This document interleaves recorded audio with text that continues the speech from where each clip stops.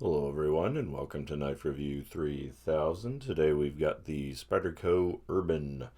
I know a lot of you out there live in areas where locking blades aren't permissible legally, and so I wanted to start looking at some slip joints and the like.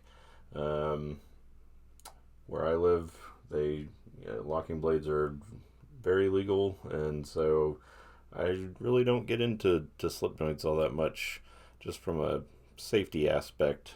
I like a locking blade when I'm working with it. It's just a safer way to go.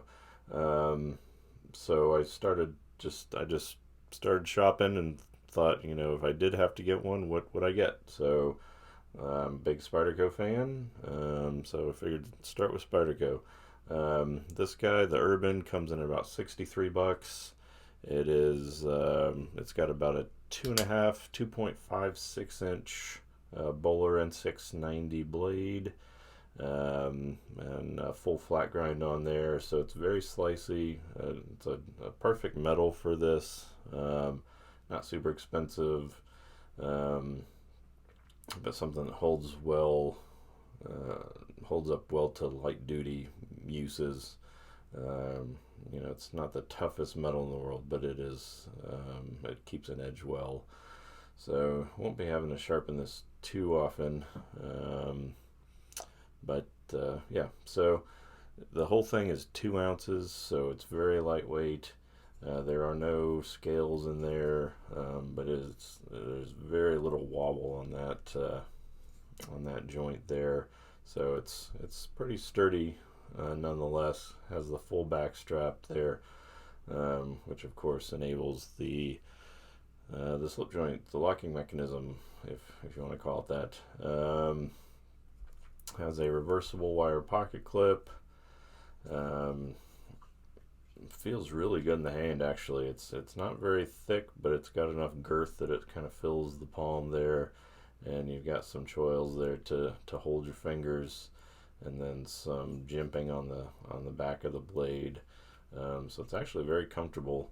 Um, I just have to personally keep reminding myself that it's not locking, because if you do anything too crazy, it will come undone. With that being said, it is fairly stiff, and there is a 90 degree stop there for a little extra safety, where you have to put a good bit more torque on it to close it. So all in all, not too bad. You've got your finger in that choil there, that if it does break free, and as long as you have a good grip on it, it's not going to cut you. It might pinch you a little bit like that, but I'd rather be pinched than cut, I think. So it's a very stiff pivot. You're not going to be flicking this open. At least I'm not. But that's kind of the idea. That kind of goes along with slip joints, I think. Um, so all in all, I think for what it is, it's a very good knife. They do provide, it can be taken apart. They point that out in some of the literature, that if you need to loosen the pivot a little bit, or just take it apart to clean it, because it is kind of an enclosed system in there. There's no room for anything to get out. So you can take it apart, and then there's enough when you're closing it. There's enough to hold on to, that you can close it without having your fingers in the way. So that's nice.